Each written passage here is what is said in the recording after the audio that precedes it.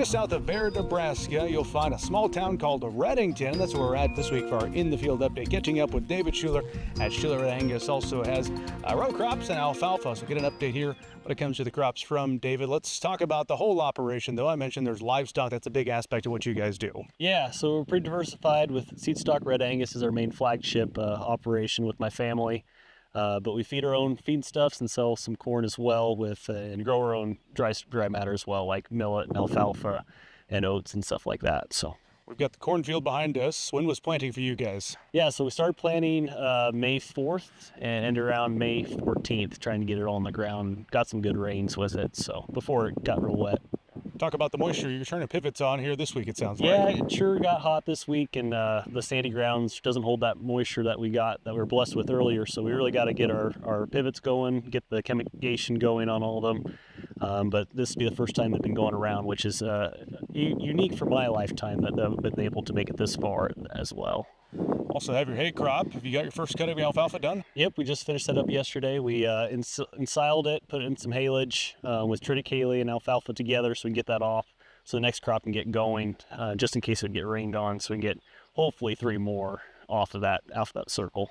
You have cattle as your main focus. I'm sure you're always thinking about cattle and grazing and different opportunities with them. And to that point, you're doing something unique where within your corn, you're planting some turnips. Tell me about that. Yeah, so kind of old-fashioned this aspect of in-row ripping, trying to break up the compaction that our cows put on through the winter months.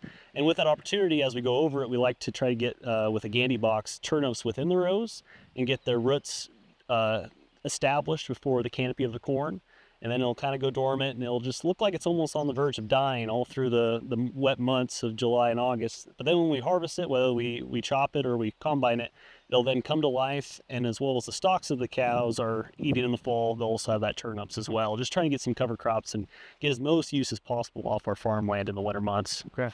When it comes to your grazing pastures, you were showing me a green strip through one of your fields, your pastures that is. What was going on there? Yeah, so we're on this new rise of Rejuvra, this spray they put on through a plane to allow the cheatgrass that is just terrible in western Nebraska, it's invasive from Eurasia, that we can't get any use of that from the cattle perspective. So it sprays on pastures through airplanes and allows it to go dormant for 5 years and allow the native grasses to reestablish themselves and hopefully choke out that cheatgrass after 5 or 6 years.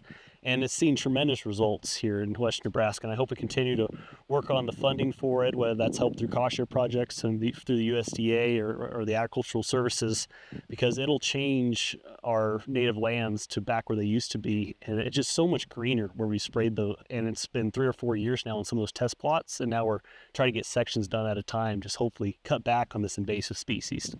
Finally, you get your cattle turned out to pasture, or is that still upcoming? Yes. Again, yesterday, while we were ensiling all of our alfalfa, we got our last 200 cows bred and out to pasture, so we can finally see the green grass and red cows like Christmas in June and July that I like to say, allow our genetics to hit the ground hopefully here in February and March, and then continue to service the commercial cattle industry.